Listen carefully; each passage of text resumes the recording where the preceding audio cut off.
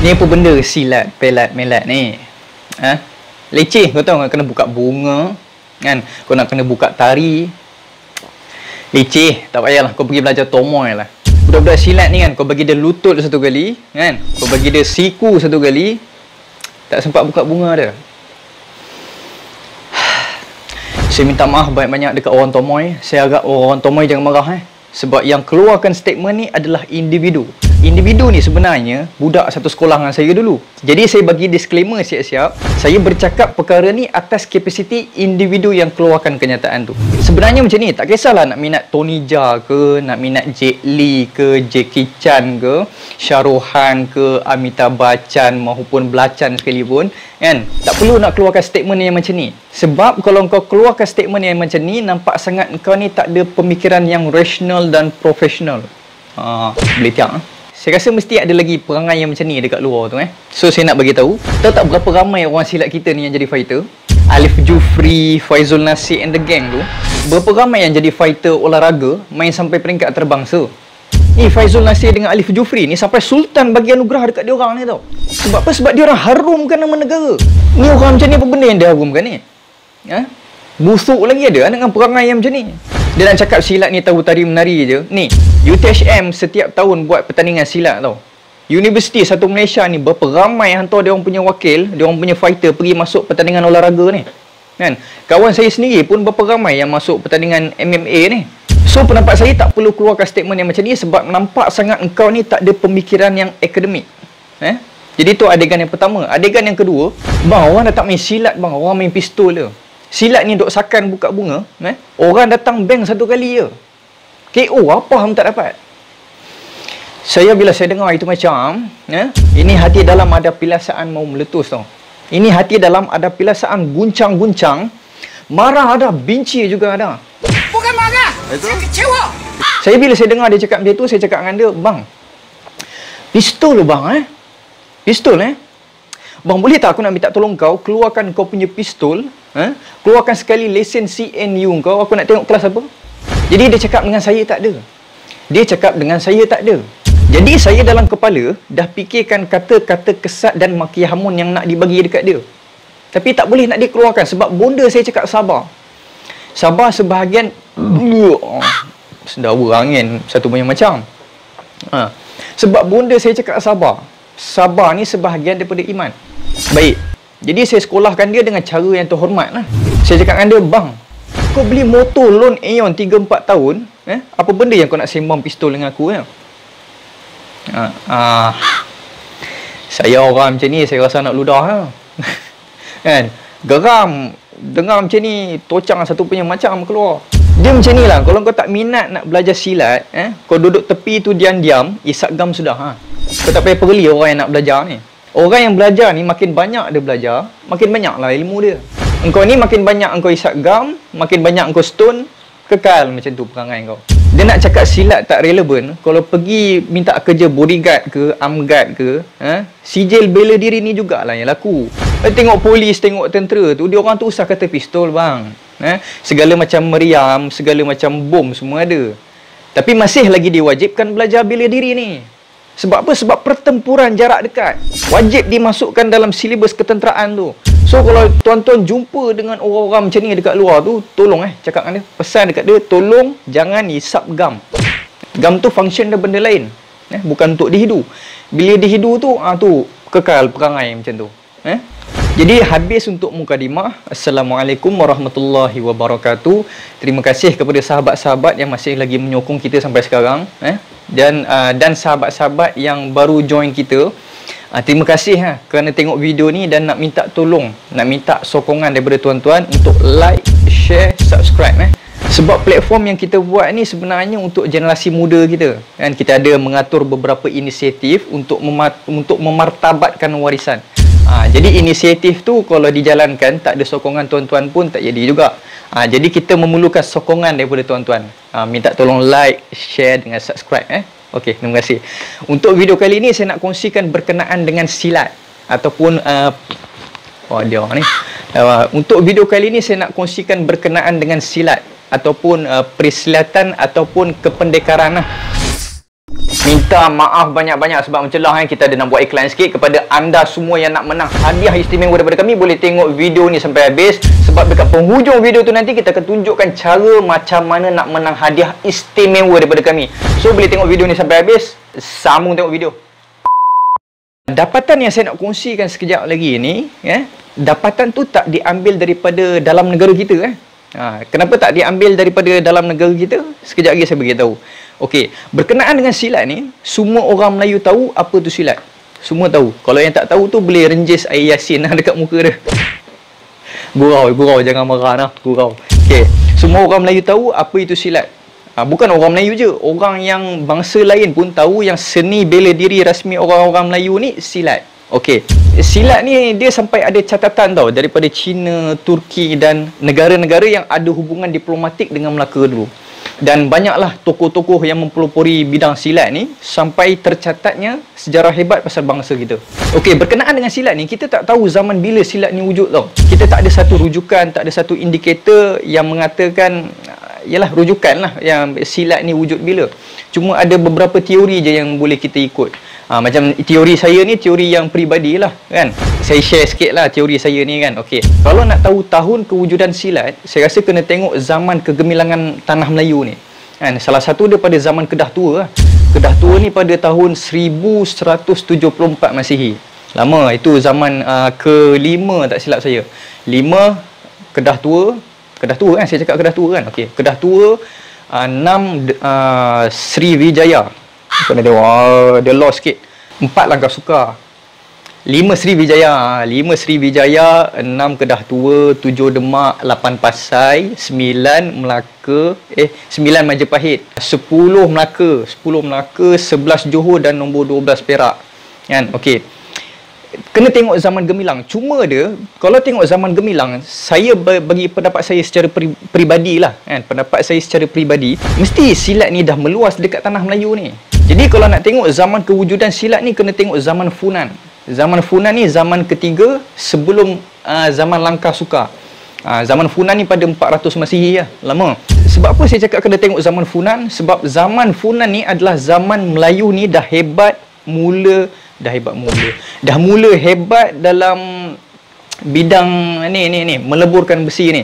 Jadi mesti senjata keris Sundang ni datang daripada zaman diorang. So mungkin kewujudan silat tu dia selari dengan perkembangan tu lah. Tu sekadar orang kata pendapat peribadi saya saja. Okey. Apa silat dia tadi tu kan? Okey, silat. Jadi berkenaan dapatan yang saya nak kongsikan sekejap lagi ni, dapatan dia tak diambil daripada dalam negara kita Sebab apa tak ambil daripada dalam negara kita ni? Sebab kalau ambil daripada dapatan kitab daripada dalam negara kita ni, berapa punya dalam lah kan? Kalau ambil daripada dalam negara kita, orang-orang akan sangsi tau. Susah. Jenis-jenis orang skeptikal ni susah. Kan? Diorang akan sangsi dan diorang akan fikir yang sejarah kita ni lebih kepada konsep panglipa ulara semata-mata. Jadi kalau tak nak daripada negara kita, kita ambil daripada luar. So dapatan ni, tuan-tuan boleh rujuk buku Kunlun Po ataupun The Malay Slave ataupun Wuzia, catatan Wuzia. Ini catatan ni daripada tanah besar Cina lah. Okey. Catatan Wuzia ni kan, dalam catatan Wuzia dia ada menceritakan pasal orang-orang Melayu kan. Kita dikenali orang-orang tanah besar ni lah kan. Dia kenal kita sebagai Kunlun. Kunlun ni geng-geng Melayu lah ni kan. Okey, Po ni tak tahu apa dia, pendekar ke apa tak tahu lah kan. Okey. Dalam catatan Wuzia ni ada menceritakan pasal orang-orang Melayu yang berpindah ke sana, dia pindah ke sana atas dasar sama ada nak menetap dekat sana ataupun nak bekerja sebagai bodyguard. Dia siap mention bodyguard tu kan. Kena pula cerita dengan tadi tu kan. Okey. Mungkin geng-geng pendekar zaman dulu ni dah ada sertifikat kan. Tali pinggang apa, taraf apa semua kan. Apply kerja kat sana. Kita tak tahu lah kan. Okey. Berpindah dekat sana sebagai kerja sebagai bodyguard. Dan dia orang cerita orang Melayu ni dia ada seni bela diri rasmi yang dipanggil silat ni tadi kan. Dan kelebihan orang-orang Melayu ni, dia boleh terbang, dia boleh santau, pukau dan juga gaib. Dahsyat. Orang dulu memang dahsyat tuan-tuan kan. Okey, 3 ni tadi, terbang, santau, pukau dan juga gaib kan. Okey, saya nak ambil yang pasal terbang ni dulu Okey, terbang ni memang ada pun orang dulu ni yang ada kebolehan untuk terbang. Cuma terbang dia tak macam Superman. Superman tu dahsyat sangat. Okey. Maksud terbang dia ni kan, terbang ni adalah melompat langkah dia jauh. So nampaklah seakan-akan terbang kan. Okey, berkenaan benda ni kita boleh tengok dekat mana? Kita boleh tengok dekat cerita Puteri Gunung Ledang yang hantuah berlawan dengan Raja Majapahit tu kan. Okey, boleh tengok kat situ. Selain daripada cerita hantuah ni dengan Raja Majapahit ni kan, siapa abang angin banyak sangat malam ni? Ni geng-geng tadi ni kutuk-kutuk silat ni. Angin naik satu badan kan. Selain daripada cerita Puteri Gunung Ledang ni, hantuah dengan Raja Majapahit ni, kita boleh tengok benda ni kat mana? Kat cerita kungfu lah kan, TV3 hari Senin tu. Cuma kita tengok benda tu dekat cerita kungfu zaman dulu-dulu punya. Terbang best lah, satu punya macam lah kan. Terbang sana tu pergi sini kan. Benda ni saya pernah tanya dekat tabib Cina tau. Saya tanya dekat dia, "Pek, apa pasal ini kungfu cerita ada terbang-terbang lah kan?" Dia cakap dengan saya, benda tu memang ada dulu. Sebab zaman dulu kita tak tahu lah, kita ni pendapat peribadi saya, kita tak tahu orang-orang dulu ni kebolehan dia macam mana. Kita tak tahu. So bila berbalik pada tabib Cina, dia cakap orang dulu memang ada kebolehan ni. Sebab dia orang ni, bila dia orang ambil kata contoh melompat ni tadi kan, melompat dia orang ni ada kiraan bumi dia tau. Ni yang Apek ni cakap, ada kiraan bumi dia. Lepas tu ada cara nak melompat dia macam mana kan. Ada geometri ke apa macam tadi, kiraan bumi dia cakap tu kan. Kita tak tahu lah kan. Orang dulu ni dahsyat. Okey, tu satu. Yang kedua dia berkenaan dengan gaib. Gaib ni dia ada dua istilah yang saya dengar kan. Satu sama ada gaib halimunan ataupun gaib sebab lari laju. Gaib halimunan ni kalau kita tanya otai-otai dulu, tak lain tak bukan dia akan kaitkan dengan Yasin ayat 9 lah. Yasin ayat 9, wa ja'alna min baini aydihim sadda wa min khalfihim sadda fa aghshaynahum fahum la yubsirun. Allah Taala cakap dijadikan penghadang di belakang dan di hadapan dan ditutup mata supaya mereka tak dapat melihat. Okey, kalau tanya orang-orang otai dulu ni kan, dia orang cakap benda ni, amalan ni memang diwajibkan dekat semua pendekar. Sebab apa diwajibkan? Sebab kita tak tahu, mungkin atas sebab exit plan ke macam mana ke apa sebab, orang-orang dulu ni kita tahu sejarah bangsa kita ni banyak pergi berperang tau. Banyak berperang. Jadi bila berperang ni akan sampai satu tahap dikepung. Jadi berkat daripada amalan ni tadi, Yasin ayat 9 ni tadi, terjadilah satu karomah yang luar biasa. Kena orang datang duk kepung apa semua, tak tahu apa nak buat kan. Baca Yasin ayat 9. Wajah Allah pung. Gaib. Musuh tengok kita gaib, tapi padahal kita ada kat depan mata dia orang. Berbalik pada konteks ayat ni tadi, dijadikan penghadang di belakang dan di depan dan ditutup mata supaya tak dapat melihat. Okey, itu satu. Yang gaib pasal lari laju ni, saya pernah tengok satu dokumentari cerita pasal Mat Kilau. Dalam dokumentari tu dia cerita pasal Mat Kilau dengan Datuk Bahaman lah. Cuma saya ingat pasal Mat Kilau ni je. Dokumentari tu cakap Mat Kilau ni kalau dia jejakkan kaki dia dekat tanah, dia boleh pergi dari satu tempat ke satu tempat dengan keadaan yang pantas. Yang tu saya tak tahu lah, dia pakai amalan apa, ayat apa, saya tak tahu. Okey, nombor 3 berkenaan dengan santau dan pukau. Yang ni memang banyak cerita dalam negara kita ni daripada dulu sampai sekarang kan. Berkenaan santau dan pukau, sihir ni kan, saya pernah baca satu artikel berkenaan hantuah pergi belajar sihir. Dia tasking dia ni kan, Adiputra minta hantuah pergi belajar sihir dengan abang dia nama Arya Putra. Tujuan hantuah ni ditugaskan untuk pergi belajar sihir adalah untuk patahkan sihir. Sebab pada zaman dia tu memang ramai geng-geng gangster penjahat ni apa semua. Diorang ni pakai sihir tau. Jadi instead of cakap orang putih aku instead of nak kalahkan orang yang ada sihir ni, dia kena tahu kat mana kelemahan sihir tu. Jadi kita dah jelas lah, dia belajar sihir untuk patahkan sihir. Okey, tujuan saya ceritakan 3 perkara yang tercatat dalam catatan Wuzia ni bukan sebab nak jadi taksub tuan-tuan. Bukan nak ajak tuan-tuan jadi taksub. Cuma saya terkesima lah. Terkesima sebab kita punya kisah-kisah kependekaran orang-orang dulu ni tercatat dalam catatan Wuzia. Okey, ada beberapa perkara yang saya nak ulaskan berkenaan dengan 3 perkara ni tadi. Selain daripada 3 perkara ni tadi, Mungkin tuan-tuan ada dengar banyak lagi lah kisah-kisah pasal nenek moyang kita yang hebat-hebat belaka. Kiai Saleh, Tuan Syekh Osman, Tok Kupalu ni kan, tuan-tuan guru dekat Pulau Pinang tu kan. Cuma daripada penelitian saya, berdasar daripada pemerhatian saya, pemerhatian saya, kita ni selalu didendangkan dengan cerita-cerita macam ni tau. Jadi bila didendangkan dengan cerita-cerita macam ni, kita lupa nak ceritakan kenapa nenek moyang kita ada kelebihan-kelebihan yang macam ni kan. Contoh macam cerita sihir ni tadi kan. Cerita yang gaib tu kita tahu lah, Yasin ayat 9. Cerita yang sihir ni tadi, bila saya baca artikel tu, saya terfikir satu benda tau. Hantu lah bila dia pergi belajar sihir, dia tak terfikir dia nak pakai sihir ni ke, dia nak gunakan sihir ni. Sebab apa saya cakap macam tu tuan-tuan? Sebab pernah jadi pada zaman Nabi Sulaiman dulu kan. Nabi Sulaiman dah ambil semua kitab sihir, dah larang orang daripada belajar sihir ni. Siapa belajar sihir, cut off lah kan, kasih potong dia punya kepala kan. Dia dah buat peraturan yang macam tu. Okey, ambil semua kitab sihir, sorokkan dekat bawah dia punya singgahsana dia tu. Dia buat peraturan, siapa yang belajar sihir kena siap kau. Okey, cerita dia masa Nabi Sulaiman wafat kan, syaitan ni, rojim ni datang dekat dia punya kesatria ni, cakap dengan dia, kau tahu tak kenapa Nabi Sulaiman ni jadi power, dia boleh conquer satu dunia? Sebab dia ada sihir. Kau pergi dekat bawah dia punya singgahsana dia tu kan, bawah singgahsana dia tu ada kitab-kitab sihir, kau boleh pakai. So dia ternoda. So dia terpedaya lah dengan godaan setan ni. Dia pergi dekat singgahsana Nabi Sulaiman ni, dia ambil kitab sihir tu, dia curi, dia bawa lagi. Tu yang tertubuhnya Knight Templar. Selepas daripada tu, sekarang Knight Templar dah tukar nama lah. Ini geng-geng Pak Mason dengan Mak Cik Nati punya geng ni.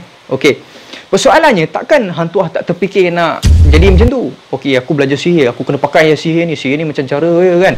Dia tak buat macam tu sebab dia punya mission dia adalah, aku nak tahu sihir ni kelemahan dia kat mana, sebab aku nak bungkus penjahat-penjahat, penjenayah ni semua kan, aku nak bungkus bagi habis. So sebenarnya hantu ni dia tak hamak pun nak belajar sihir ni, sebab kita dah tahu orang-orang dulu punya tauhid. Saya selut lah. Hantu pernah pergi petani, ngaji pondok Bendai Guci.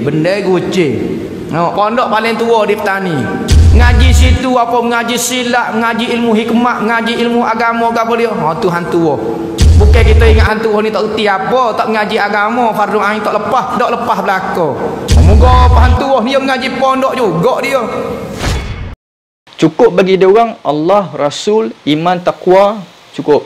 Sebab itulah dia orang buat amalan-amalan macam Yasin ayat 9 ni tadi kan. Dia amalkan, dapat karomah yang macam tu. Kita kurang cerita benda-benda macam ni tau.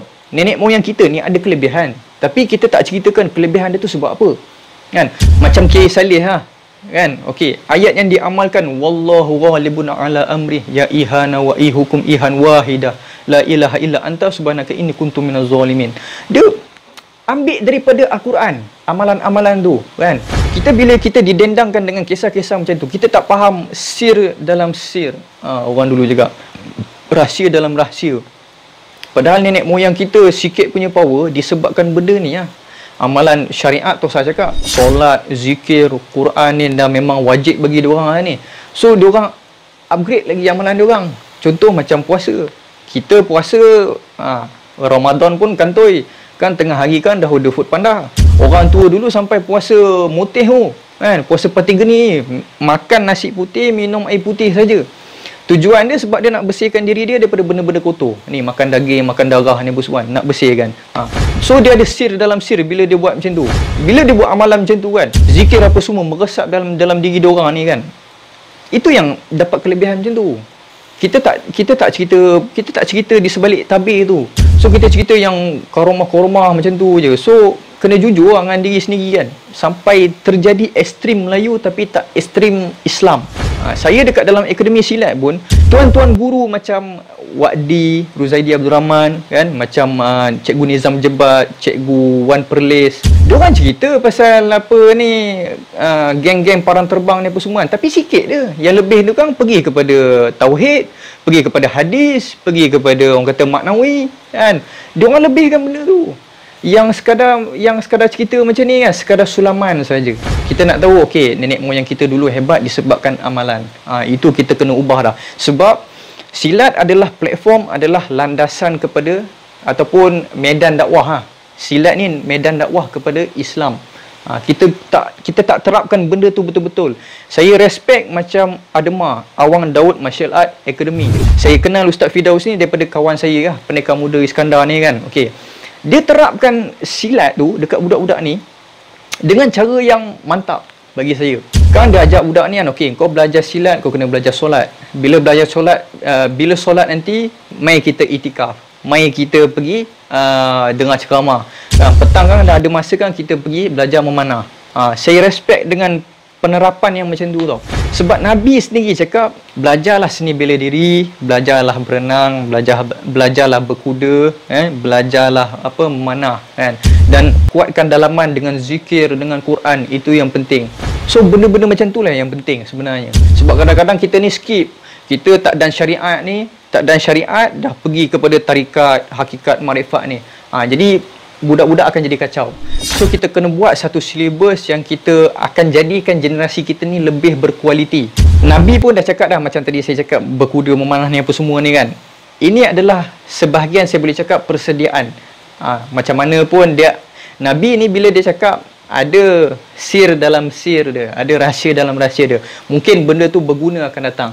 Jadi kita dah kena start kuatkan diri kita dengan Quran, dengan zikir, dengan amalan-amalan yang menguatkan tauhid kita. Terapkan semua benda ni, insya-Allah nanti kita akan tengok generasi kita akan jadi generasi yang berkualiti. So itu saja daripada saya. Terima kasih kerana tengok video ni kan.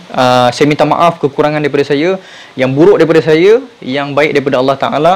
So sekali lagi saya minta maaf kalau ada yang terasa dengan saya punya percakapan awal tadi kan. Jangan lupa like, share, subscribe bantu kita untuk bina platform untuk generasi muda. Okey, Assalamualaikum warahmatullahi wabarakatuh. Hidupkanlah bangsa kita, kekalkan kata-kata Laksmana. Meskipun tanpa jasadnya, tapi Tamin Sari masih ada pada orang kita. Bersama Tuhan yang satu, kita tak akan mati semasa hidup, tuan.